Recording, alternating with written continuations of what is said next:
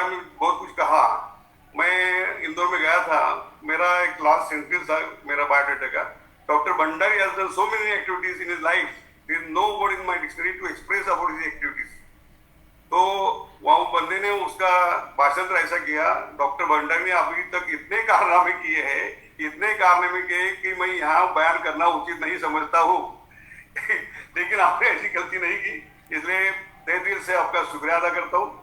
और कहते हैं कि रहे परदेश तो वतन की याद आई। जब परदेश जाते हैं ना, अपने भारत की कौम की याद आती है।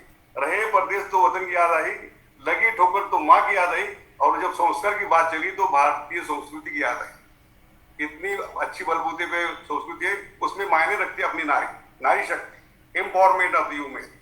तो मेरा पहला यहाँ का टॉपिक है कि वो खुद के बलबूते पर शारीरिक, मानसिक और आर्थिक रूप से सक्षम है। जब तक वो खुद सक्षम नहीं रहती है तब तक नारी शक्ति हमें समाज में उसका कदम डगमगाता है। इसलिए उसको खुद को बलबूते पर अपने कदमों तले अपनी जो काबिलियत है वो प्रूव करनी चाहिए। तो जब जन्म लेती है बेटी, खुशियां लाती है बेटी, वो उसका पहला रूप है बेटी। जब जब जन्म लेती है बेटी, खुशियां लाती है कि आंगन की चिड़िया होती है बेटी, समर्पण की, त्याग और की इसकी बेताब होती है बेटी। जब ससुराल जाए ना, बहुत रुलाती है बेटी, और बेटी की हिम्मत उनसे पूछो कि जिनके घर में नहीं होती बेटी। ऐसी बेटी सक्षम कैसे है और हम उसे पहचाने कैसे? मैं डॉक्टर हूँ, इसलिए इसके नाते मैं जब मरीज मेरे सामने आता है तो मैं उनको लक्षण पूछता हूँ, भाई आपको क्या बीमारी है? वो कहता है बुखार है। अच्छा बुखार है? नहीं बुखार सर, ठंड भी बजती है। तो डॉक्टर भंडारी सोचते शायद इसे मलेरिया हो सकता है। नहीं डॉक्टर साहब, मुझे बुखार भी आता है, ठंड भी लगती है और खांसी भी आती है। फिर मैं सोचने पे मजबूर होता हूँ कि शायद इसे निमोनिया हो सकता है। इसका मतलब यह है, जैसा मैं लक्षण पूछता हूँ वैसा उसका मरीज का निदान होता है। तो अच्छे अपने बलबूते पे खड़ी हुई सक्षम नारी कैसे होती है? तो संस्कृत में बहुत ही 4 पंक्तियां उन्होंने की है कि उसकी नम्रता उसमें सब में छा जानी चाहिए, उसका जो व्यवहार है वो भी अच्छा चाहिए। नम्रता शब्दों से, काई अभिनय से मालूम होती है, और अनुशासन जिसकी नजर में है, सेवा भाव जिनकी तन मन में है, वो नारीत्व की स्वामिनी हमें भारतीय संस्कृति हर गांव में मिलते हैं। तो प्रसन्न वदनम, जिसका देखने के बाद में प्रसन्न वदनम, पहला लक्षण उसका है प्रसन्न वदनम, इससे वाणिज्य मुद्रा सदा सर्व व्यवहार से यशोभा सत्य उद्यमी। देखने के बाद में पहले ही उसकी प्रसन्नता दिखनी चाहिए, और प्रसन्नता का मायना है नम्रता। उसके आंखों से, उसके स्माइल फेस से हमें नोट करते हैं। तलवार की कीमत उसके तेज धार से होती है, और इंसान की कीमत उसके मधुर व्यवहार से होती है। तो पहला प्रसन्न वदनम, इससे वाणिज्य मुद्रा सदा, हमेशा नीचे टोन में उसने बोलना चाहिए। कहे भैया वहां पे साइकिल क्यों लगाई? इसके बावजूद भैया साइकिल वहां पे क्यों लगाई? मुझे लगाना था। वहां पे 50% उसका एंग्रीनेस है, उसका क्रोध कम हो जाता है। प्रसन्न वदनम, इससे वाणिज्य मुद्रा सदा सर्व व्यवहार से, जो शब्द गीता दिया है वो पूरा वाक्य है। जैसे कि कुकरेजा साहब है, जो पूरा न कर सको वादा नहीं करता। मैं करीबन 10 साल से सर को पहचानता हूँ। वो कहते हैं मैं पूरा न कर सकूं वादा नहीं करता, मेरी हैसियत से बातें ज्यादा नहीं करता, यूं तो आसमां को छूने की तमन्ना रखता हूँ। हर एक सेंटेंस बहुत इंपॉर्टेंट है। यूं तो आसमां को छूने की तमन्ना रखता हूँ, पर औरों को गिराने का इरादा कभी नहीं करता। ऐसी शख्सियत उस हर नारी के शक्ति के लिए जरूर है। तो जो वादा न कर सकूं कहती नहीं। तो प्रसन्न वदनम, यश वाणिज्य मुद्रा सदा सर्व व्यवहार से यशोभा सत्य उद्यमी, वो हमेशा उद्योगशील रहती है। यदि 4 लक्षण हर एक नारी में दिखते हैं तो हम उसको 100% कह सकते हैं, उसमें ताकत है, शक्ति है। ये कैसे आती है ताकत? ये वो उसके बलबूते पे आती है, जन्म से आती है? नहीं, उसपे बहुत सारे संस्कार उसके माता जी के होते, पिताजी के होते, और उसमें परिवर्तन कैसा होता है। इसलिए मैं आपको एक डेमो बताना चाहता हूँ। ये मेरे हाथ में एक खाली ग्लास है, खाली ग्लास है, जरा बड़ा कर सकते हैं। तो खाली ग्लास है, वो उसकी कीमत हम 50 रुपए करते हैं। शायद ये 50 रुपए का ग्लास करेगा मिलता है, सस्ता है यहाँ पे। मैं ये दूध से भर दूं तो इसकी कीमत 50 रुपए ग्लास और 10 रुपए का दूध, यानी 60 रुपये उसकी कीमत हो गया। और मैं उसमें सूखा मेवा भरता हूँ, काजू किशमिश बादाम चावल भरता है, तो उसकी कीमत कम से कम 150 रुपये होती है। और इतर से भरता हूँ तो उसकी कीमत बहुत बहुत होती है। जैसे उसमें कुछ बढ़ते हैं तो वैसी ग्लास की कीमत बढ़ती है, वैसे ही अपनी व्यक्तिमत्व की कीमत, उसमें अच्छे संस्कार बढ़ते हैं, उससे और संस्कार उसके माता जी से, पिताजी से, गुरु से और अपने दोस्तों से मिलते हैं और उसका व्यक्तित्व उभर के आता है। खुद जब वो उभर के आती है तभी वो उसकी शक्ति अपने समाज के लिए मायने रखती है। तो ये करने के बाद में बाकी की जो बातें हैं उसमें बाकी कम्युनिकेशन स्किल है और मोटिवेशन स्किल है, बहुत इम्पोर्टेंट होता है, क्योंकि नारी इज ए सेंटर अपनी फैमिली, अपनी कम्युनिटी एंड अपनी नेशन के वास्ते। कोई भी जो आता है उभर के उस हर परिवार का, उसके पीछे समर्पण त्याग नारी का रहता है। तो इसके मुझे हमारी राजस्थान से कहानी याद है, एक वाकया याद आता है। आपको मालूम है राजस्थान बहुत अकाल पड़ता था और अभी भी है कभी कभी जगह। तो एक परिवार जल के लिए निकला था, परिवार एक जल के संशोधन के वास्ते गांव छोड़ के निकला था। मई महीने के दिन थे, बहुत धूप गिरी थी। उस परिवार में 80 साल के बूढ़े थे और 8 माह का बच्चा था। चलते चलते बूढ़ा थक गया, बोले मैं एक पैर भी, एक कदम भी नहीं जा सकता हूँ। बाकी के लोगों ने सोचा इस कड़ी धूप में शायद अपना बुजुर्ग दम तोड़ देगा, इसलिए उन्होंने उनसे रिक्वेस्ट की, दादाजी हमारे साथ चलो, हम आपका बोझ उतरेंगे, हमें हमें आपको यहाँ पे तड़पते देखना बहुत ही इन्हें दुख लगता है। एक आधा घंटा या उनको विनती करने के बावजूद भी वो बुजुर्ग टस से मस नहीं आ रहा। बोले आपका ही वजन इतना है कि मेरा वजन आप कैसे ढूंढेंगे। बहुत ही व्यथित अंतकरण से निकले बेचारे। उनको मालूम था शायद इसका भविष्य अंदर में होगा अपना दादाजी का, लेकिन चलते चलते चलते 8-10 कदम आगे जाने के बाद में उस इसमें परिवार में एक बहू थी, उसके कंधे पे 8 माह का लड़का था। वो सोचती है शायद मेरे ससुर दम तोड़ेंगे, कुछ तो मुझे करना चाहिए उनके लिए, उनके भविष्य के लिए। सोचती है, केवल सोचती है, उसकी कृति में वो परिवर्तित करके 10 कदम आगे गई हुई बहू रानी पीछे आती है और अपने कंधे का जो बच्चा 8 माह का वो उनके जांग के ऊपर रख देती है और चलती आगे। वो कहती है, उसके पहले कहती है, देखो दादाजी आपने बोला था कि हमारा बोझ खुद हम नहीं ढो सकते, ये 8 माह का बच्चा है ना, इसका भी वजन मैं ढो नहीं सकती, इसलिए मैं आपसे गुजारिश करती हूँ, आपके यहाँ पे रखती हूँ, इसका भविष्य आपसे जुड़ा है, मैं आगे एक कदम भी इसके साथ में नहीं चल सकती। बोलती दिया उसने, लेकिन हम कहते हैं ना आगे 10 कदम चलते हुए बोलती है, घार हिंडते आकाशी चित्त तिचे बाळापाशी, घार हिंडते आकाशी चित्त तिचे बाळापाशी। वो देखती है पीछे, आगे चलती है, दिखती पीछे, और आगे चलते चलते उसने जो देखा है वो बहुत ही मायने रखता है। उसने देखा कि अपने ससुर आधा घंटे पहले सोचते थे कि हम नहीं चलेंगे, कदम भी नहीं चल सकते, वो सोचते मेरा तो भविष्य खत्म हो गया, लेकिन ये 8 महीने के बच्चे का क्या करना चाहिए। पूरी ताकत लगा के अपने जान पे बच्चा जो रखा था कंधे पे रखते हैं और लटपटाते एक एक कदम करते करते अपने मकाम पर पहुंच जाते हैं, क्योंकि कोशिश करने वालों की कभी हार नहीं होती। That is motivation. वो थी, उसने मोटिवेट किया। तो हर यहाँ पे कहाँ भी कभी मोटिवेशन करने का जब कोई सवाल आता है तो नारी सक्षम होने के बाद में वो सोचती है, क्यों सोचती नहीं, कृति में भी लाती है। ये तो मेरे खुद की कहानी है। मेरे घर में दुर्भाग्यवश हम फाइनेंशियल क्राइसिस में हो गए थे। पिताजी सुबह से शाम तक लोगों के साथ में जाते थे, उनसे मदद मांगने की कोशिश करते थे। सुबह अंधेरा तो उजाला होने के पहले निकलते और रात को 8-10 बजे आते थे, क्योंकि दिन भर घूमने के बाद में भी बहुत ही परेशान थे। 10-15 हजार का कर्जा हो गया था। मैं 8वीं में था, तो मैं सो ही रहा था, इसमें मेरे पिताजी आए और मैंने पिताजी को और मेरी जीजी उसको होता था माता जी की, मैंने डायलॉग सुना, उनका संवाद सुना। तो माता जी ने बहुत ही व्यथित अंतर्गत से पूछा मेरे पिताजी को कि हम जाते हैं। बोले मैं दोस्तों को, रिश्तेदारों को रिक्वेस्ट करता हूँ मुझे आर्थिक सहायता करें ताकि मैं कर्ज से मुक्त हो जाऊँ, लेकिन कोई नहीं दे रहा है मुझे।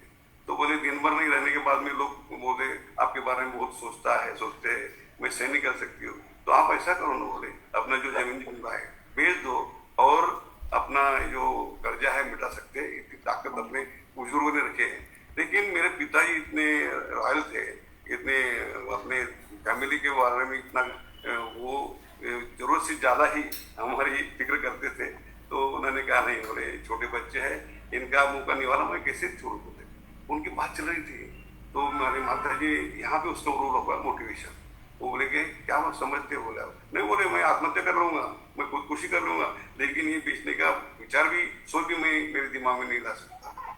लेकिन उसका उनका जो जवाब था, मेरे माता जी ने बोला कि आप जब कुछ खुद कुछ करते हैं तो सवाल छूट जाता है, तो मैं अकेली क्या कर सकती हूँ? तो ये छोर 4 बच्चे है ना, हम सोए थे, मैं सुन रहा था कि बोले ये 1-1 लाख के बराबर है, 1-1 लाख है बोले, और 20,000 बोले। तो 8-10 दिन होने के बाद में पिताजी अपने परिवार का जो भी भविष्य की उस पर निर्भर थे, जमीन जमुला बेच के, जो इंसान 10 उनके हाथ के नीचे काम करते थे, 100 रुपये महीने से दूसरे के तरफ लगे, और हमारे एजुकेशन विभाग में धीरे धीरे परिस्थिति बदलती है। मेरा कहने का मतलब है, मेरी माँ ने जिसको जीजा जीजी बोलता था, वो मोटिवेशन हो गई हमारे परिवार की। और यही हर नारी का यही रोल रहता है, चाहे कुछ भी मुसीबतें आती है ना, मुसीबतों में शरीफों की शराबत कम नहीं होती। कहते हैं मुसीबतों में शरीफों की शराबत कम नहीं होती, पर तो सोने के 100 टुकड़े उसकी कीमत कम नहीं होती। ऐसे अलग अलग किस्से में हमारी ये नारी पली है, और जब वो सक्षम होती है तो वो 4 P है ना, उसके बाद में वो सक्षम होती है, आरोग्य संपन्न होती है। पहला P है pure intention, win win situation. सर्वे सुखिना संतु, सर्वे संतु निरामया, सर्वे भद्राणि पश्यन्तु मां कश्चित् दुःखमाप्नुयात्। पहला P है प्योर इंटेंशन। दूसरा है प्रार्थना। प्रार्थना में इतनी ताकत है, शायद आपको मालूम होगा 1977 में अपने अभी के जो महागुरु है अमिताभ बच्चन, बहुत ही बीमार थे, पूरी नाम का पिक्चर था, इंटरनल बहुत इंजरीज हो गई थी। हमारे मेडिकल साइंस की वजह से हम कहते हैं कि इट वॉज मिरेकल। वो बाहर कैसे मिरेकल हुआ? तो असेतु हिमाचल उनके लिए प्रार्थना करता था, और एक दिन अपने महान देश की इंदिरा गांधी जो पंतप्रधान थी, उनको मिलने को आए। उनका रिलेशन फैमिली रिलेशन था, उनके राजू जी और ये देहरादून कॉलेज में पढ़ते थे, उसके नाते वो मिलने को आए, और उनके सर पे हाथ करते बोले, देखो बेटा, आप की जिंदगी बहुत जरूरत है हमारे देश के लिए, अब उभरते कलाकार हो, और हमारे पूरे देश की अपनी प्रार्थना आपके साथ में है। बस दूसरे दिन उन्होंने आंखें खोली, और उनकी धीरे धीरे उनकी तबियत अच्छी हो गई। It was a effect of the प्रार्थना। तो प्योर इंटेंशन, प्रार्थना, प्राणायाम। प्राणायाम का महत्व तो अभी कोरोना ने आपको सिखाया है, और पॉजिटिव थिंकिंग। ये 4 यदि P जड़ते रहे, प्राणायाम, पॉजिटिव थिंकिंग, प्रेयर और प्योर इंटेंशन, ये 4 ही P वो इसके बलबूते पे जब नारी लेती है ना, तो सक्षम हो जाती है, आरोग्य संपन्न हो जाती है। क्योंकि मैंने बोला कि पहले वो खुद आरोग्य संपन्न हो, तो ही उसकी शक्ति अपने समाज के लिए, अपने कौम के लिए काम करती है। इसलिए उसका आहार अच्छा चाहिए, उसका विहार अच्छा चाहिए, और उसका विचार भी अच्छा चाहिए। आहार में जो इंडियन आहार है ना, वो पूरा चौरस आहार उसको जिसको बोलते हैं, वो उसको सफिशिएंट है। विहार यानी व्यायाम, उसमें कसरत जो है, 12 सूर्य नमस्कार है, योगा है, ध्यान धारणा, यदि वो करती है तो शारीरिक दृष्टि से सक्षम हो जाती है। और विचार, negative thinking she will never have in her mind, क्योंकि विचार से ही कृति होती है, और कृति से ही आदमी का या अपने जीवन सफल होता है। तो ये तीनों बातें जब जुड़ जाती है, तो सक्षम नारी की शक्ति खुद के लिए, परिवार के लिए, अपने कौम के लिए इस्तेमाल करने के बाद में बहुत उभर कर आते हैं। मेरे पास बहुत लिस्ट है, अपने भारत में जो जो नारियों ने काम किया है हर एक क्षेत्र में, उनकी लिस्ट मैं बाद में बताऊंगा। लेकिन ये बेसिकली उनका जो शक्ति का मायना रखता है, वो आहार, विहार और विचार मिलता है। विचार यानी सकारात्मक विचार। हमेशा हम निगेटिव विचार करते हैं, मन वडाया वडाया जसं उभ्या पिकातलं डोकं आता होतं भुईवर गेले गेले आवड। मन में इतने विचार आते हैं, तो निगेटिव विचार क्यों आते हैं? क्योंकि हमेशा मन की जो माइंड की रचना है वो बहुत ही निगेटिव होती है, उसमें से बाहर कैसे निकले? ये निगेटिव इतना एक्सट्रीम हो जाता है। एक शादी का वाकया याद आ रहा है, शादी लग रही है और कोने में एक नेगेटिव विचार वाली एक बुढ़ी बैठी, भगिनी बैठी है। वो सोचती है अभी ये मंडप में फेरे लेंगे, फेरे में होम है, होम से उसका खुद का उसका जो पदर बोलते हो उसे आग लग जाएंगी, और उसके बाद में पति को आग लग जाएंगी, पूरा मंडप ये आग के लपेटे में छा जाएगा और ऐसा सब मर जाएंगे। ऐसा विचार करते करते सदैव लग्नम वो सोचती है और उसे आदमी पेड़ आता है। कहाँ तक चलेगी वो? तो ये नेगेटिव विचार हम कैसे खत्म करते हैं? मैं हमेशा अपने बच्चों को बोलता हूँ कि हमेशा हैव पॉजिटिव थॉट। कैसे करेंगे बोले? ये आयत करते आता है या यहाँ पे परचेस करते आता है? नेवर। वो अपने माइंड पे आप एक ही काम करने का है, जितने भी अच्छे क्षण है अपनी जिंदगी में वो सोच के अपना मन भर देना है। मन करारे प्रसन्न सर्व सिद्धि के कारण। तो अपने अपने अपनी इस उम्र तक कोई भी अच्छे क्षण अपने शरीर, अपने परिवार में, खुद के इसमें, चाहे आप अच्छे एग्जाम में पास हो गए, अच्छे आनंद क्षण आए, अपनी नई गाड़ी ली, नए मकान खरीदे, तो अच्छे जो प्रसंग है जो वो अपने दिल में भर लेना है, ताकि निगेटिव्ह विचार नाही आएंगे। मांजर आडवी गेली तर काम होणार नाही, 100% होणार नाही, पण मांजर आडवी गेली तरी काम होणार आहे, ये बहुत इंपॉर्टेंट है। And it is scientifically prove. जैसे लोग चलते हैं ना, 10-15 लोगों का इकट्ठा गट्ठा चलता है, हम ऊपर से देखते, वैसे ही विचारों का गट्ठा चलता है। इसलिए बोलते तथास्तु वास्तु तथास्तु। तो हमेशा पॉजिटिव थिंकिंग करना वेरी इंपॉर्टेंट है। न मैंने कसरत का बोला, क्योंकि शरीर, यदि आप साइकिल लेते हैं, नहीं, यदि 8 दिन यूज नहीं की तो वो भी रस्ट हो जाती है, वही चढ़ जाता है। वैसा ही अपनी शारीरिक, मानसिक, आर्थिक दृष्टि से सक्षम होने वाली जो नारी है, वो अपने पूरे परिवार को, पूरे समाज को शक्ति प्रदान करती है। तो ये हो गए, ये पॉसिबल कब है? एक 7 Ds फॉर्मूला मैंने सुना था, देखा था, प्रत्यक्ष पूर्ति में भी लाया है। पहला 7 Ds का पहला है desire. You must have desire. आपको यदि प्रेरणा मिलती है तो डिजायर से मिलती है। दूसरा डिजायर से होता है ड्रीम, सपने देखना। Try to visualise what you want to achieve. पहला डिजायर है, दूसरा ड्रीम है, तीसरा डिटर्मिनेशन, संकल्प, चौथा है डिवोशन, पांचवा है डायरेक्शन, छठा है डिसिप्लिन और सातवां है डेडलाइन। ये कोई भी सक्सेसफुल नारी का जब हम बात करते हैं तो 7 Ds फॉर्मूला हमेशा ही उन्होंने अपनी जिंदगी में और बगैर सोचे और कोई न सोचे हुए भी उन्होंने इस्तेमाल किया है। Desire is very important. जब आप सपने देखते तो पहले डिजायर की ऊर्जा निर्माण होती है, और उसके बाद में ड्रीम देखते हैं। ड्रीम देखने के बाद में वो कैसे ड्रीम वास्तव में परिवर्तित हो, इसलिए वो कोशिश करते हैं। कोशिश करने के वास्ते क्या है, वो डिटर्मिनेशन करते हैं। स्वराज्य माझा जन्मसिद्ध हक्क है तो मिळविणार, ये डिटर्मिनेशन बालगंधर्व लोकमान्य तिलक ने गया था, तो वो उनके पूरा देश उनके सामने था। तो पहली बात है desire, dream, determination and devotion. जब तक त्याग नहीं करते, समर्पण नहीं करते, तो अपने गोल पे तक आप अचीव नहीं कर सकते। उसमें अपना direction is very important. Direction कौन इस्तेमाल करता है, कौन देता है? आपने जो एक्सपीरियंस आदमी है, उस जिस फैकल्टी में आप काम करना चाहते हैं, उसमें से जो लोग भी उसके आगे चले, उनका चरित्र को सुने, उनकी अच्छी बातें सुने, और implementation of the knowledge in your day to day practice. हमारे यहाँ पे एक मंदिर है, उसको बोलते हैं प्रति शिरडी। तो एक बंदा अप डाउन करता था बॉम्बे पुणे से, और लोग दिखते थे वहाँ पे, बहुत सारे लोग वहाँ पे गेट डाउन होते थे बस से। तो उन्होंने अपने जिज्ञासा बस पूछा, भाई यहाँ पे क्या है? बोले यहाँ पे प्रति शिरडी का मंदिर। अच्छा बोले। तो उसको देखने की इच्छा हो गई और गेट डाउन हो गया। उसको देखने के बाद में एक रिक्शा वाला आया, बोले साहब किधर चलना है? मंदिर चलना है। अच्छा बोले, कितने पैसे लेंगे? बोले 200 रुपये। 200 रुपये बोले, वो तो मुंबई वाला फिर बोले 100 रुपये में चलता है। नहीं बोले, ये तो मंदिर दिखता है लेकिन 200 रुपये ज्यादा रहता है। छोड़ दिया वो रिक्शा वाला। चलता है 1 घंटे के बाद में पसीना होने के बाद में थक गया, और पूछने लगा, वो रिक्शा वाला आ गया। फिर बाद में रिक्शा ढूंढता था, वही रिक्शा वाला है। भैया चलने का है? हाँ चलने का। बोले कितने लेंगे? अभी 400 रुपये लूंगा। बोले अरे 2 घंटे चलने के बाद में 400 रुपये लेता है?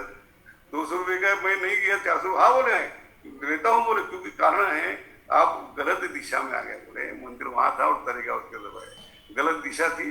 400 रुपये दे के उसने सॉल्व कर दिया, लेकिन अपनी जिंदगी की जब दिशा पलट जाती है तो वापस नहीं आती। जिंदगी ना मिलेगी दोबारा। The moment which is lost for ever. तो हमें सोचना चाहिए जिंदगी के बारे में। तो डायरेक्शन भी इंपॉर्टेंट है, डिटर्मिनेशन भी इंपॉर्टेंट है, डिवोशन भी इंपॉर्टेंट है, डिसिप्लिन भी इंपॉर्टेंट है, और डेडलाइन भी इंपॉर्टेंट है। हम एक बार डेडलाइन करते हैं तो उसके मोटिवेशन को हम सकते हैं। तो ये मोटिवेशन की बात होगी। अभी कम्युनिकेशन की बात करते हैं, क्योंकि मुझे नॉलेज बहुत है लेकिन कम्युनिकेशन स्किल नहीं है तो नहीं जाते। पहले आप कम्युनिकेशन करने के वास्ते लोग देखते हैं आपके रहन सहन कैसे, आपके दिखते कैसे। People used to look you first. जब स्टेज पर बोलते हैं, कम्युनिकेशन करते हैं, कन्विंस करते हैं, तो लोग आपकी तरफ देखते हैं, आपका ड्रेस देखते हैं, आपका चेहरा देखते हैं, आपकी आंखें देखते हैं। तो ये सब देखने बाद में लोग सोचते कि इनसे अभी आपको सुनना है। पहले people used to look you first, then they listen you. अच्छे बातें डीप से करते हैं स्टडी से करते हैं, तो people are attracted by your listening. तो पीपल पहले दिखते अपना, they look you first, then they listen you, then they like you, once they like you they love you and they buy. It is a process. अभी ये कहना बहुत आसान है लेकिन बहुत प्रैक्टिकल है ना, मुश्किल है। हम जब स्टेज पे जाते हैं ना, उसको बोलते हैं स्टेज फोबिया। जब कम्युनिकेशन स्किल नहीं होता ना, तो स्टेज फोबिया भी होता है, और it is ought to be there. मैं डॉक्टर होने के नाते बोलता हूँ, जब कोई भी आप कच्चा आम देखते तो पानी आता मुंह में, इमली देखते तो पानी आता, वैसा ही जब हम सोचते हैं कि हम स्टेज पे जाके कम्युनिकेशन करना है, हमारी बातें सुनाना है, लोगों को कन्विंस करना है, तो उस केवल विचार से अपने शरीर में बदल हो जाता है। सुप्रारेनल नाम की जो किडनी है ऊपर है ग्लैंड, वो केवल दिमाग में बात आ गई ना अपनी कि हमें स्टेज पे जाके हमने कम्युनिकेशन करना है, कुछ बोलना है, तो ये विचार आने के बाद में सुप्रारेनल ग्लैंड से एड्रेनलिन नॉरएड्रेनलिन सीक्रेट होता है, और उसकी वजह से क्या होता है, अपने सांस फूल जाती है, अपने हाथ पैर लड़पड़ाते हैं। उसके बाद में जो मैंने दिमाग में वो सब भूल जाता हूँ, अपने छाती के ठोके और मुंह में पानी बना बंद हो जाता है। ये सब it is ought to be there. हमें ये सब होना ही है, लेकिन उस पर कमांड कैसे करें, उस पर ओवरकम कैसे करें। तो वेरी सिंपल सोल्यूशन है, जो सुनने वाले जरूर सुने और कल से इस्तेमाल करें। यदि मैं अभी सवाल पूछता तो उसका भी उत्तर दे सकते हैं। पहला, जब भी आप बैठे हैं तो take deep breath, hold it, leave it. Take deep breath, hold it, leave it. पूरा सांस अपने पूरे विश्व से मैं मेरी सांस में लेता हूँ, पूरी शक्ति मेरे शरीर को, अनिरणु को मैं प्रोवाइड करता हूँ। पहले डीप ब्रेथ, होल्ड इट, जब तक आपके सांस में तब तक रखने का है, और छोड़ने के बाद में एटोसाइजेशन बोला है, मैं मेरे पूरे मन के तन के जो दोष है बाहर निकाल रहा हूँ। Take deep breath, hold it, leave it. Take deep breath, hold it, leave it. आपको मालूम, इसको दीर्घ प्राणायाम बोलते हैं। तो इसका असर ऐसा होता है कि जैसे गाड़ी आने के बाद में जब धूल जाती है तो धूल मिट जाती है ना, वैसे ही जो पूरी परिवर्तन था आपके, सांस फूलना, दम लगना, अपने हार्ट के बढ़ना, मुंह में पानी बंद होना और कुछ याद नहीं होना, सब ऑटोमेटिक बंद हो जाते हैं। पूरे ताकत से, विश्वास से, आत्मविश्वास से आप स्टेज पर जाते हैं और आपने जो भी गाना है आज तो बड़े अच्छी तरकीब से करते हैं। That is my experience, not my experience. It is practically proved by everybody who wanted to have communication skill. So communication skill is very important as far as नारी शक्ति is concerned. उसको नॉलेज बहुत है लेकिन present नहीं करता है। सबसे बड़ा रोग क्या कहेंगे लोग, वो सोचती है सबसे बड़ा रोग क्या कहेंगे लोग, कहा क्या कहेंगे लोग, ये सोचते सोचते वहां पे उसकी इच्छा जाने की, और जब दूसरे भी जाके आते हैं ना तो यार ये तो मैं बोल सकती थी, लेकिन क्यों नहीं, ये कम्युनिकेशन स्किल उसने सुना नहीं था। आप 2 घंटे कोई भी ऑडियंस में रहो, ऑडिटोरियम में रहो, आपको कोई पहचानेगा नहीं, लेकिन 2 मिनट जाएंगे तो पूरा ऑडियंस आपको पहचानेगा। It is very important. नेता और अभिनेता इस स्किल के बलबूते भी समाज में अपने हर एक हृदय में समा गए हैं। तो जब ये कम्युनिकेशन किया है, उसके बाद में आता है संगठन कौशल। मुझे एक काम करना है मेरी हैसियत में, लेकिन मैं 10 लोगों से जुड़ा हूं तो मैं कोई भी अपना गोल अचीव कर सकता हूँ।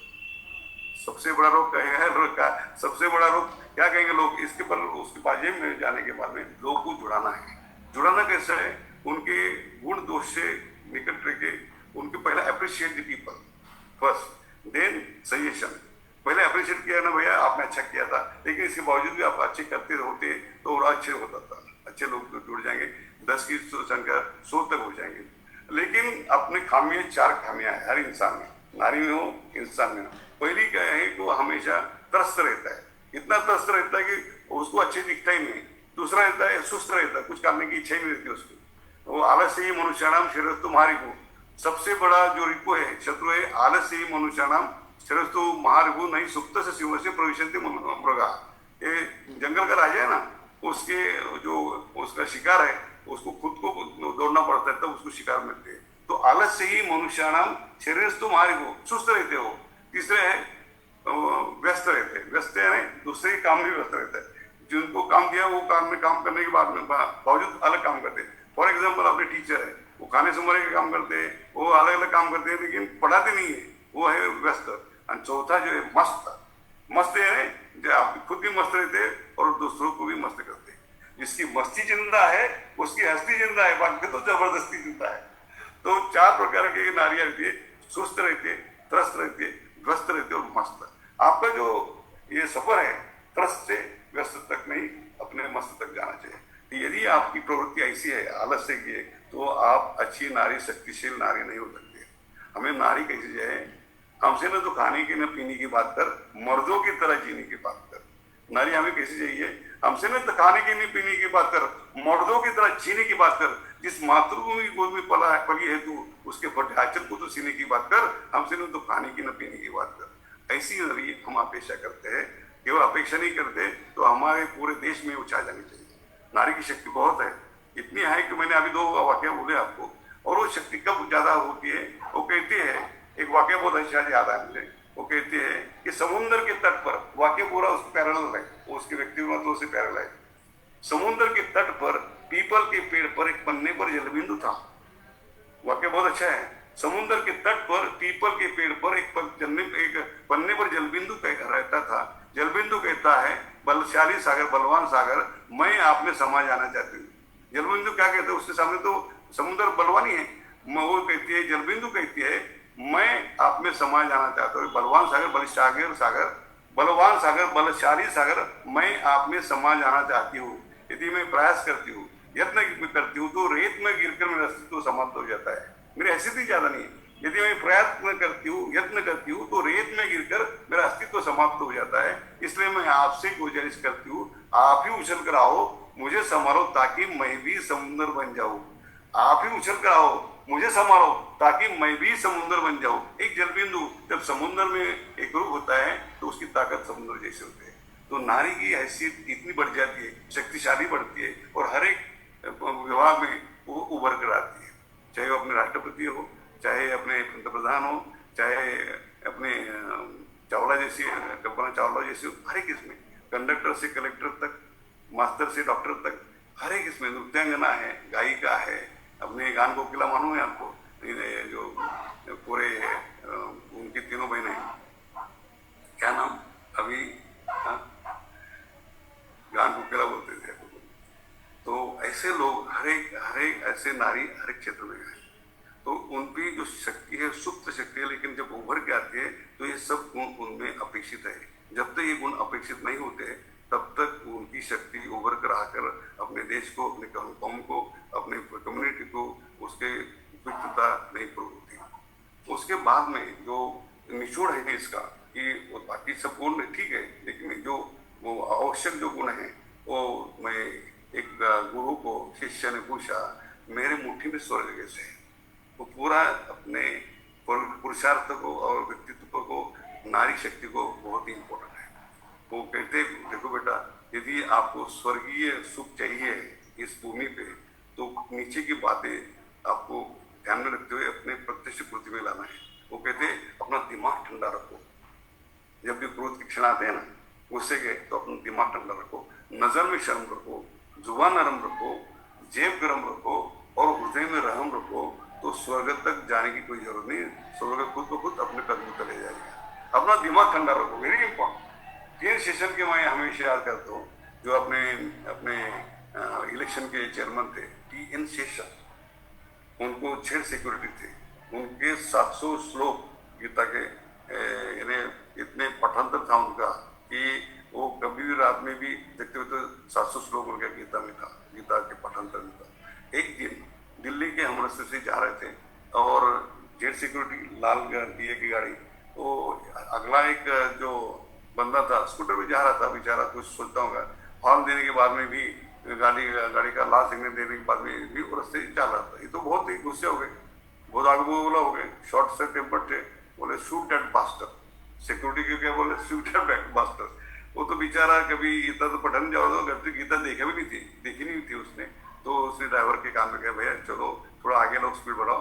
बाजू में लेके उसको खड़ा किया, भैया देखो आपने देखा नहीं क्या, लाल गाड़ी है, हॉर्न बज रहा है, तो आपने साइड देना चाहिए था। हमारे साहब इतने आगे बोले हो गए, उन्होंने शूट का ऑर्डर दिया। मैंने सोचा कि शायद बेचारा एक मासूम हत्या जाएंगे, मैं इसलिए मैंने आपको समझाया। बोले माफ करना साहब, मेरी माँ बीमार है उसके बिल कैसा उसका भुगतान करे, मैं सोच रहा था, इसलिए मेरा ध्यान नहीं किया। कहने का मतलब छोटा सा वाक्य, लेकिन अपना दिमाग जब तक ठंडा नहीं सकते तो 3 सेशन जिनके 700 श्लोक पाठ थे, कंठस्थ थे, उनको गीता समझी ही नहीं। तो जो भी आपको नॉलेज है, implementation of knowledge is very important in day to day practice. अपना दिमाग ठंडा रखो, नजर में शर्म रखो। नजर से आप पहचानते हैं कि आपकी नम्रता कैसे है। मैंने बोला आपको सब गुणों का राजा है नम्रता। नम्रता से ज्ञान मिलता है, श्रद्धा से ज्ञान मिलता है, नम्रता से मान मिलता है, योग्यता से स्थान मिलता है, जब सम्मान मिल जाए तो सम्मान मिलता है। आपके पास नम्रता चाहिए, श्रद्धा चाहिए, उसके बाद भी आपको जब सम्मान मिलता है कि कुटिलता के बाद में ही मिलता है। तो ये सब गुण अपने बहुत ही इम्पोर्टेंट है। यदि नारी की शक्ति आप जानना चाहते हैं तो उसका शारीरिक, मानसिक, आर्थिक दृष्टि से जब तक वो ये नहीं रहती है, खुद के बलबूते पर नहीं रहती है, तब तक उभर के नहीं आती। आज का विषय है मैं जिंदगी का साथ निभा के चली है। मैंने बोला जिंदगी आसान नहीं होती है, आसान बनाने नहीं पड़ती, कुछ अंदाज से, कुछ नजरअंदाज से। तो ये जो तो ये पूरे जो आज का जो निचोड़ है, ये जो करती है तो शायद नहीं 100% वो नारी की शक्ति अपने समाज के लिए, अपने कौम के लिए, अपने देश के लिए 100% वो उभर के आती है। आज का जो सब्जेक्ट था वो पूरे उसके जन्म से लेके आखिर तक हम कहते हैं न जाने किस गली में जिंदगी शाम हो जाए। पिछले 2 साल में हमने देखा, अपने जन्मदाता भी गए, अपने अच्छे दोस्त भी गए, इसलिए वो बोलता है, शायर बोलता है, न जाने किस गली में जिंदगी की शाम हो जाए, मौत का पैगाम आ जाए, इसलिए तलाश करती हूँ मैं इस लम्हों की, इसलिए तलाश करती हूँ मैं इस लम्हों की, मेरी जिंदगी किसी के काम आ जाए, मेरी जिंदगी किसी के काम आ जाए। तो जिंदगी आसान नहीं होती, आसान बनानी पड़ती है, कुछ अंदाज से, कुछ नजरअंदाज से। You have to neglect your planning. तो प्लानिंग जब करते हैं तो आपका गोल आपके सामने रहता है, और जब तक गोल नहीं रहता है तब तक आपके जीवन का अर्थपूर्ण जीवन नहीं हो सकता है। अर्थपूर्ण जीवन जो है तो एक्सीडेंट से नहीं मिलता है, तो प्लानिंग। तो मैंने हमेशा बोला कि पहली सांस तक आखिरी सांस तक लोग आपको पहचानते हैं, अपनी कृति से पहचानते हैं। हम कहाँ से आए, कहाँ जाने में पता नहीं, लेकिन जो मुझे जिंदगी मिली है वो बहुत इंपॉर्टेंट है। वो इम्पोर्टेंट इसलिए है कि जब विश्वास आपके बारे में होता है, विश्वास शब्द केवल उच्चारण के वास्ते कुछ क्षण लगे, समझने के वो लिखने के वास्ते कुछ मिनट्स लगेंगे, और समझने के वास्ते कुछ तो भी दिन लगेंगे, और खुद के बलबूते पर विश्वास श्रद्धा में जब परिवर्तन होता पूरी जिंदगी वो विश्वास को लोगों के हृदय में परिवर्तित कर सकते हैं। तो पूरा विश्वास जब आपकी शक्ति के, अपनी ताकत के बलबूते पर लोग देंगे, तभी नारी की सफलता, शक्तिशाली पर सफलता प्रसन्न होगी। मेरे हाथ में जो लिस्ट है अभी, तो मैं पढ़ के बताता हूँ हर किस्म में। मैंने अभी जो गूगल पे भी आप सोच सकते हैं, उसमें पहले हमारी दुर्गा कोटे जो भारतीय अभिनेत्री थी, वो पहली महिला थी जिन्होंने 50 अधिक हिंदी और मराठी सिनेमा में काम किया था। Homai Vyarawalla the first woman photo journalist थी। सरोजिनी नायडू जो राजकीय कार्यकर्ता होने के बावजूद भी महिलाओं के हक के लिए उन्होंने लड़ा है। विजया लक्ष्मी पंडित देहरादून में नेहरू घराने की थे, एक भारतीय राजकारणी होने के बाद में महाराष्ट्र में राज्यपाल तो हो गए थे। बहुत ही उन्होंने हर एक पद पे नियुक्ति करने के बाद में अपनी काबिलियत हासिल की। सुचेता कुलकर्णी जो एक भारतीय स्वतंत्र सैनिक राजकारणी थी। रीता फरिया पावेल, इन्होंने ब्रिटिश काल में एक भारतीय पंडित और डॉक्टर और सौंदर्य धारक, यानी बहुत ही हर एक मिस वर्ल्ड के नाते विजेता पद रीता ने किया था। गायत्री देवी लंदन शांति निकेतन स्विट्जरलैंड थी। किरण बेदी आपको मालूम है, जो पहली IPS अधिकारी थी, भारतीय इंडियन पुलिस अकेडमी सर्विस में थी, और बहुत से उन्होंने जेल में परिवर्तन किए। उसके बाद में बहुत इम्पोर्टेंट जो है वो हमारे देश के पहले पंतप्रधान इंदिरा जी,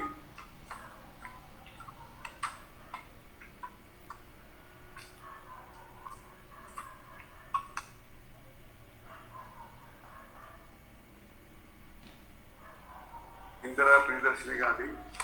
उसके बाद कल्पना चावला जो फरवरी भारत में पहली अंतराल वो मानी गई। उसके बाद में मेरी कॉम बॉक्सिंग पटु है। पाटिल हमारे महाराष्ट्र से जो राष्ट्रपति पहली महिला थी, उसके बाद में नैना लाल किडवाई, सुष्मिता सेन, अभी जो अपने राष्ट्रपति है द्रौपदी मुर्मू, ये इन्होंने भी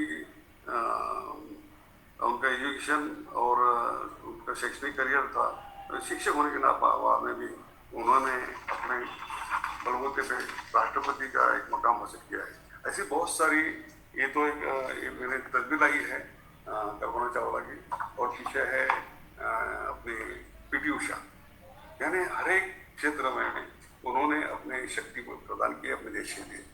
तो लास्ट में मैं यहाँ ही कहना चाहूँगा, एक मराठी में बहुत अच्छा एक कविता है उनके लिए, जब कभी इसका सक्षम हाथ एक परिवार के में जुड़ जाता है तो परिवर्तन कैसे आता है।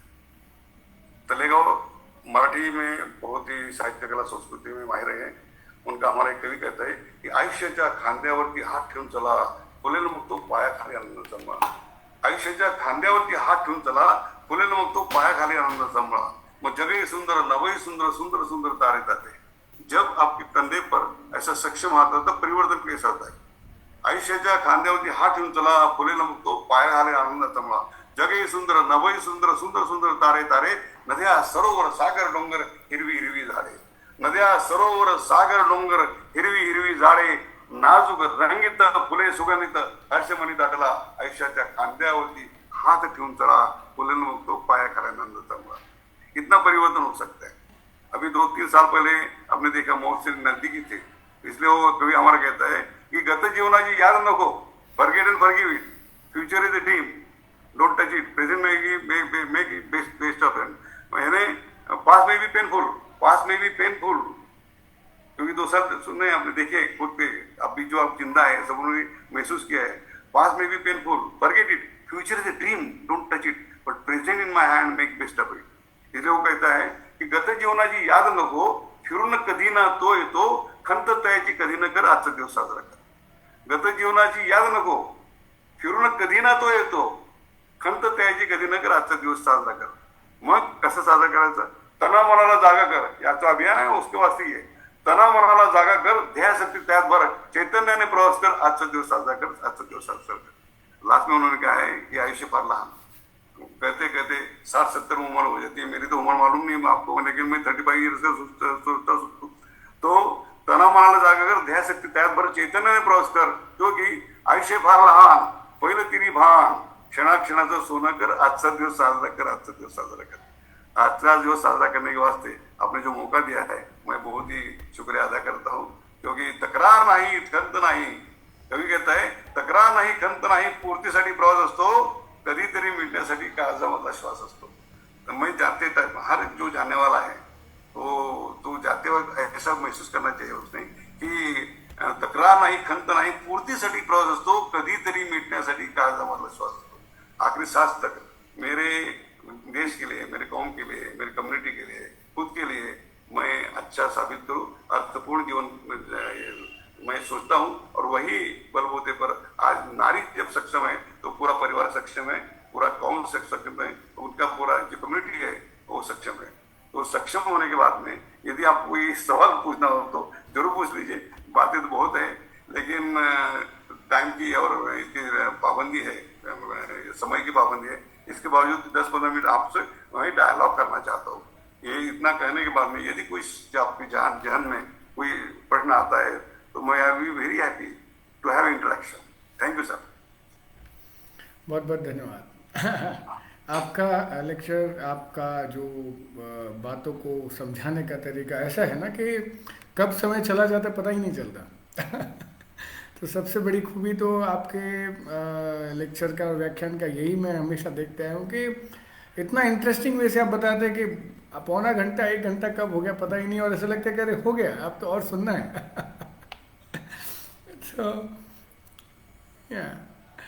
तो हमारे साथ यस, थैंक यू सारिका जी. तो हमारे साथ जितने भी दर्शक जुड़े हैं, जैसे कि सर ने पूछा, आप में से कोई कुछ अपनी बात को रखना चाहे, आप कुछ शेयर करना चाहे या आप कुछ पूछना चाहें तो बहुत बहुत वेलकम है आप. तो हम सर से बातें भी करेंगे. विजय सर, जैसे आपने कहा हम्म। कि भंडारी सर का लेक्चर सुनने के बाद हमेशा एक मोटिवेशन मिलता है। तो मुझे तो आज ऐसा मतलब था कि नहीं, टाइम निकाल के लेक्चर सुनना ही है, क्या क्योंकि बात हर तक मतलब वो बोलते हैं ना, वो एनर्जी का एक डोज दे के जाते हैं हमारे दर्शकों के लिए भी और हमारे लिए भी। और इतना अच्छे से उन्होंने नारी के लिए बताया, तो मुझे वो बहुत अच्छा लगा क्या बात। बात तो है। हम भी ये अच्छा बात कर रहे हैं, पर वो नारियों के लिए भी जो अभी बातें सारी उन्होंने कही, हम्म। तो वो सबके लिए कहीं ना कहीं उसमें से चीजें सीखने जैसी है। हम्म। तो जरूर हम उनसे कुछ सीखेंगे। हमारे जो फेसबुक पे भी हमसे दर्शक जुड़े हैं, वो भी ये बात को अप्रिशिएट कर रहे हैं। तो मैं वही कहना चाहूंगी सर कि हर साल आप हमको एक डोज दे के जाते हैं, एनर्जी बूस्टर हम बोल सकते हैं, वो एनर्जी दे के जाते हैं, और वो साल भर हम वो लेके साथ में चलते हैं। तो क्या थैंक यू सो मच। क्या बात है, क्या बात है। बहुत अच्छे निकिता जी। आपने भी कम शब्दों में बहुत सारा सर के बारे में जो प्रशंसा थी या जो प्रेजेंट करना था, वो कम शब्दों में बहुत अच्छे से किया। मैं मैडम के बारे में कहना चाहता हूँ मैं कि मैडम कदम ऐसे रखो कि निशान बन जाए, कदम ऐसे रखो कि पीछे निशान बन जाए, काम ऐसा करो कि आपकी पहचान बन जाए, और जिंदगी ऐसी जो कि लोगों के लिए मिसाल बन जाए। क्या बात है, क्या बात है, क्या बात वाह। है। निकिता जी कि वो तैयार हो कहते जाए। हैं काम ऐसा करो कि नाम हो जाए। बिल्कुल। विजय जी क्या कहते हैं, क्या कहते हो, काम ऐसा करो कि नाम हो जाए, और नाम ऐसा करो कि सिर्फ नाम से ही काम हो जाए। क्या बात है। निकिता जी तो और बूस्टर हो गया। Yes yes. चलो बहुत बढ़िया। तो बहुत इंटरेस्टिंग रहता है सर आपके साथ हमारा इंटरेक्शन, और हम सभी दर्शक की तरफ से भी आपको धन्यवाद करते हैं, क्योंकि एक सहज रूप से घर बैठे ऑनलाइन के माध्यम से इतना अनमोल ज्ञान और इतनी इंटरेस्टिंग तरीके से अगर किसी को मिलता है तो उससे ज़्यादा क्या चाहिए, है ना। और हालांकि सर, हालांकि हिंदी में ज्यादा फेमिलियर नहीं हूँ, मराठी में रहता तो और ज्यादा कर सकते थे। मराठी में बहुत कविता अच्छी है। वो कहता है की जगायचे नसेल तरी जगून जा, क्योंकि तुझे मालूम तुझी आणाही पडतं यार, जगायचं नसेल तरी जगून जा, एकदा तरी असून जा, तुला कशाचं पाहिजे परंपरा, तुझी परंपरा तू बनून जा, क्या बात। तुला कशाचं पाहिजे परंपरा, तुझी परंपरा तू बनून जा, तर नसेल त्याला असं पासाची देवे, तुझी मशाल तू पेटून जा, तुझी मशाल तू पेटून जा। वाह। वहाँ तो अपनी पर मशाल जो है ना, ये तो आपने तो आपने लगाई है, लेकिन हर इंसान के दिल में वो अपनी जागृत की है। तो हमको बड़े खुशनसीब है, अच्छे लोगों से जुड़े हैं। क्या बात। वो बोलते हैं कि इनका बहुत ही अच्छी चार पंक्तियां हैं कि अंधियारे में पथ दिखलाओ उनके सूर्य तुम बन जाओ, अंधियारे में पथ दिखलाओ उनके सूर्य तुम बन जाओ, निशामों को रोशन कर दो, तिमिर तिमिर में बाती भर दो, तिमिर तिमिर में बाती भर दो, निशामों को रोशन कर दो, तिमिर तिमिर में बाती भरने का जो काम किया आपने, तो ये काम करने के बाद पूरा उजाला होता है। जब शाम हो रही थी, सूरज डूबने को लगा था, तो एक बंदे को ये फिक्र की सुबह तक कैसे करेंगे। दिवाली के दिन थे, एक ने पंक्ति लगाई, हजारों पंक्ति से ऊपर पूरा आसमान प्रकाशमान हो गए। तो हमेशा हम निराशा को निकलना चाहिए, हम आशा के रूप में चलते हैं। Yes. जब रोशनी की जब सौचन हुआ तो इंसान उन्मत्त हो गया। तो जब उन्मत्त होता है ना, तो भगवान को फिक्र आती, तो उन्होंने एक अप्सरा भेजी ऊपर से। अप्सरा भेजने के बाद में उनको एक उसके साथ में एक पेटी दी थी, और उनको बोला था कि पेटी जब तक आप पृथ्वी पर जाती नहीं तब तक खोलने का नहीं। आधे रास्ते में जब बंधन आता है ना, तो आकर्षण का जन्म हो जाता है। वो सोचती है ये पेटी खोले, तो पेटी खोलने के बाद में राग लोग मच्छर निकल गए, उसको लगा कि आप निकले, तो उसने पेटी बंद कर दी। तो वहां पे आशा अटक गई है। तो आशा अंदर है, इसलिए आदमी इंसान अपनी जिंदगी जी रहा है। जब तक आशा नहीं है तो जिंदगी खत्म हो जाती है। तो जब तक आशा है तब तक उम्मीद है, उम्मीद के बाद में कृति है, और करते हुए होता है, और करते हुए जब होता है ना, उसमें समाधान अलग ही होता है। ये इसलिए हम ये आशा के बलबूते पर ही व्याप्य है। जैसी दीपकलिका धाकुटी वो तेजाने ती प्रगटी, तैसी सद्बुद्धि थोपटी म्हणून नहीं। तो सद्बुद्धि जो आपने दी है, वो हमारे इसमें नेशनल लिखते हैं कि वो जो सद्बुद्धि है, तो अपने अकेले को नहीं रखना है, पूरे अपनी कम्युनिटी को देना। ये सद्बुद्धि आपके माध्यम से जा रही है। ये तो एक माध्यम है आप लोग मिलने का, लेकिन इसमें ज्ञान भी मिलता है, श्रद्धा से ज्ञान मिलता है, नम्रता से मान मिलता है, योग्यता स्थान मिलता है, जब तो सम्मान है तो सम्मान मिलता है। ये सब बातें पूरे यहाँ से बीपी जो जलाते आप, उसके वजह से हो रहा है। धन्यवाद सर। यस, तो जैसे आपने कहा बहुत सही है कि उम्मीद और आशाएं तो यही हमारा आपके मार्गदर्शन से, आप सभी के आशीर्वाद से हमारी पूरी टीम ने आज तक इस आशा और उम्मीद के बलबूते पे बहुत स्ट्रगल से शुरुआत की थी, बहुत छोटे पैमाने से शुरुआत की थी। हमारे साथ आज निकिता जी उपस्थित है, सारिका जी उपस्थित है, ये सारे हमने मिलकर इसकी शुरुआत की थी। तो मैं इन दोनों की तरफ से भी कह सकता हूँ कि ये उम्मीद और आशा कि एक दिन ऐसा आएगा जिस दिन हम ये भारत की संस्कृति, भारत का नॉलेज, ना सिर्फ योगा के सिर्फ एक्सरसाइजेज, बट उसका जो सही मायने में नॉलेज और ज़िंदगी को जो सकारात्मक बनाते हुए, ऊर्जावान बनाते हुए सही दिशा दे सकता है, ये नॉलेज घर घर तक पहुँचे। हालांकि योग में रुचि नहीं ज़्यादा लोगों की, प्रसिद्धि तो बहुत है योग को, लेकिन आज भी वो रुचि और महत्व अभी भी लोगों को पता नहीं है। वो पहुंचाने का जो आशा और उम्मीद आज भी हमारे अंदर है वो बरकरार रहेगा, और जो हमने सोचा है वो एक दिन वो अचीव भी होगा, और उस अचीवमेंट की सक्सेस की खुशी में आप सब हमारे साक्षी होंगे। यही मैं यहाँ पे व्यक्त करना चाहूँगा। सर, आपने जो बात की है उसके ताल्लुक रखते हुए एक मुझे याद आया, अमंत्रम अक्षरम नास्ति नास्ति मूलम अनुषदम अयोग्य पुरुष नास्ति योजका तत्र दुर्लभा। अमंत्रम अक्षर नास्ति, ऐसी एक ही भाषा नहीं की जिसमें मंत्र की ताकत नहीं है। और अमिताभ बच्चन बोलते हैं ना, आपका समय शुरू था, अब जो शब्द है ना वो भी उसमें जाना जाती है। चले जाओ शब्द 1942 में जो उच्चारण किया महात्मा ने, पूरा देश, पूरा कौम वो ये प्रत्याघात करने के वास्ते खोल के उठा। अमंत्रम अक्षर नास्ति नास्ति मूलम अनुषदम, आपको तो मालूम है हर एक वनस्पति में औषधि गुण है। अमंत्रम अक्षर नास्ति नास्ति मूलम अनुषदम, और उसको ये दिया है अयोग्य पुरुष नास्ति, ऊपर से इंसान को भेजा ना, अयोग्य पुरुष नास्ति योजका तत्र दुर्लभा। जब तक उसको अच्छा गुरु नहीं मिलता है तब उसकी योग्यता प्रमाणित नहीं होती है। तो ये हर एक इंसान में एक योग्यता है, लेकिन आपके जैसे अच्छे गुरु मिलते हैं तो उसका जीवन सार्थक होता है। धन्यवाद। हम कहते हैं ना कि शिष्य ठीक है, सीखते रहना अच्छा है और उसी को कंटिन्यू करना है। बस कोशिश करना है कि अपने नॉलेज से औरों के जीवन को बेहतर बना सके। ये कोशिश कहते हैं ना कि संगठित रूप से हम तीन जो मुख्य रूप से यहाँ जुड़े व्यक्ति हैं, और हमारे साथ बहुत सारे और भी लोग जुड़े हैं, इन सब की तरफ से मैं आश्वस्त करता हूँ कि संगठित रूप से ये जो प्रयास है वो कंटिन्यू चलता रहेगा जब तक इस समाज का, कहते हैं ना कि आखिरी तबके तक ये बातें नहीं पहुँचती, है ना। चलते गाना सुनाने वाला हूँ मैं, चलते कोई बात। तो बस वही मुझे आपसे कहना था। और आज नारी शक्ति के बारे में आपने कहा, वुमेन एम्पावरमेंट की अगर हम बात करें तो आप योग क्षेत्र में देखेंगे तो आज इस कार्यक्रम में भी आप देखेंगे तो अधिक से अधिक हमारे टीम में महिलाएं हैं, और वो इतनी सक्षमता से जुड़ी है। हर एक महिला को अगर आप देखेंगे, कोई टेक्निकल देख रहा है, कोई प्रैक्टिकल क्लास देख रहा है, कोई लेक्चर्स देख रहा है, अपनी अपनी घर को संभाल कर, काम को संभाल कर, अपने अपने प्रोफेशंस को संभाल कर, अपने रोज़मर्रा की जो छोटी मोटी परेशानियों को संभाल कर भी इस कार्यक्रम को सक्सेस कैसे बनाना है, इस कार्यक्रम को कैसे ज़्यादा से ज़्यादा उपयोगी लोगों के लिए बनाना है, अथक प्रयत्न करने वाली महिलाएं हैं। तो इन सभी महिलाओं का मैं भी धन्यवाद देना चाहूँगा यहाँ पे, जो हर एक ने अपना यहाँ पे इनपुट दिया।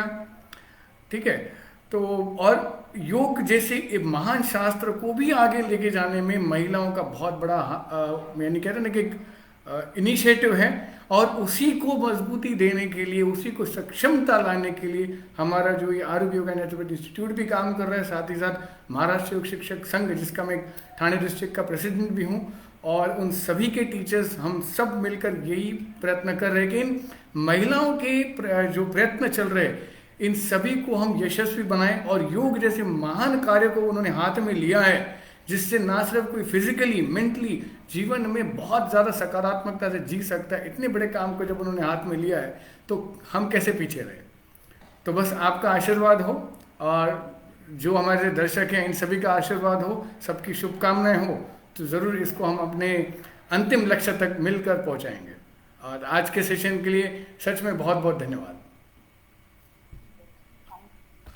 यार निकिता जी, आप कुछ कह रहे हैं? यस, थैंक यू कर देते हैं। कोई सवाल नहीं हो तो मैं जाते जाते गाना सुना चाहता हूँ। उसके पहले अपनी महिलाओं का ऊपर जिक्र किया। मुझे 2 बेटियां हैं, और बेटी के बारे में बहुत ही अच्छे गीत है मेरे साथ में। जागो जागी भेटत असते माझी मुलगी, कुणाच्याही मुली दिसते माझी मुलगी माझी मुलगी। आज महिला जो जुड़ी है उनके बारे में बोल रहा हूँ। जागो जागी भेटत असते माझी मुलगी, कुणाच्याही मुली दिसते माझी मुलगी माझी मुलगी। तिला ना आवडते नटणे बेटे, सिंपल इतके विचार आहे। तिला ना आवडते नटणे बिटणे तरी नेहमी परीसारखी सुंदर दिसते माझी मुलगी. माझी मुलगी काय करते? पोळ्या लागते, गाणी म्हणते, नृत्य करते, दुःखालाही पिसून काढते माझी मुलगी. घरी यायला जेव्हा मला उशीर होतो डॉक्टर साहेबांमुळे, घरी यायला जेव्हा मला उशीर होतो आई संगे जागत असते माझी मुलगी. मुलीविषयी तर खूप वाटलं. मग ती म्हणते मला मिळाले किती सुंदर आहे बाबा, मला मिळाले किती सुंदर आहे बाबा, मैत्रिणींना सांगत सुटते माझी मुलगी. मैत्रिणींना सांगत सुटते माझी मुलगी. माझ्यासारखा पिता भाऊ झालाय. गळ्यात माझ्या घास उतरल्या नाही म्हणतो, गळ्यात माझ्या घास उतरल्या नाही म्हणतो, अवतीभोवती जेव्हा नसते माझी मुलगी. आठवते मजला माझी आई अशीच होती. मुलाला पाहिल्यानंतर त्याच्या जन्मात त्या आईची आठवण होती. आठवते मजला माझी आई अशीच होती, जेव्हा माझे डोळे पुसते माझी मुलगी. आखिर मग बोलताय तिला न्यायला राजकुमारा उशिरा रे तू, तिला न्यायला राजकुमारा उशिरा रे तू, कारण अजूनही मजला अलर्ट दिसते माझी मुलगी. तो जाते वक्त बहुत ही अच्छी कविता आपके महिला मंडल जुड़ने के बाद में मुझे याद आई और आपको सुनाने की मैंने कोशिश की. आपका समय दिया और जाते जाते एक गाना सुना चाहता हूँ.